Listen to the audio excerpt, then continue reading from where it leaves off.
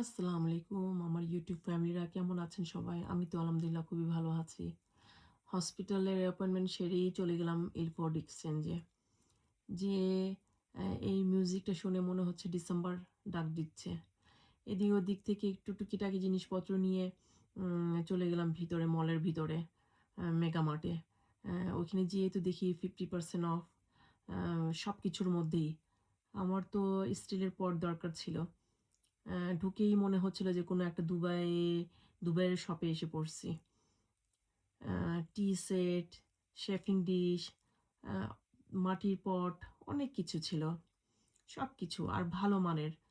কোনো দেখতে কোনো চিপ না। আ খুবই ভালো মানের। আর এর মধ্যে তো আমার আলিবাবার স্টেনলেস স্টিলের পাতি নিয়ে নিলাম। তো পেয়ে গেলাম, ভালো, ভালো ছিল আর হেভি ডিউটির ছিল। তো আমি একটা আ পাতিল নিয়ে, স্টিলের পাতিল নিয়ে বের হয়ে গেলাম। বের হয়ে দেখলাম যে টেবিল টেনিস ক্লাব মনে হয় বাচ্চাদের শেখানো হচ্ছে। আমার তো দেখেই খুব ভালো লাগলো।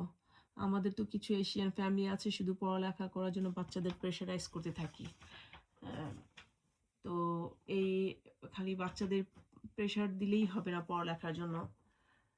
এদের আদার এক্টিভিটিও দিতে হবে।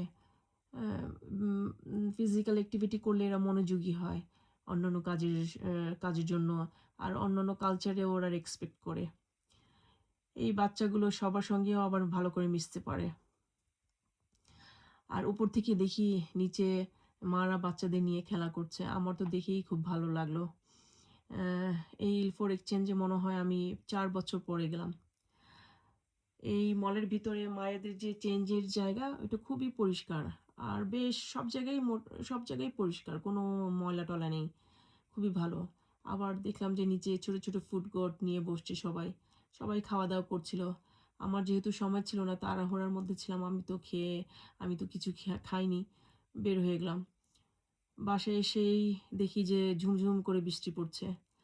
আর কিচেনে ঢুকে পড়লাম। কিচেনে তো আমার আসতেই হবে পেট পূজা করার জন্য। আর ওদিকে দেখি বিবি এসে মেয়-মেয় করতেছে, তাকে খাবার দাও। তো বিবিকে খাবার দিয়ে নিজে পরিষ্কার হয়ে ভর্তা বানানো শুরু করে দিলাম।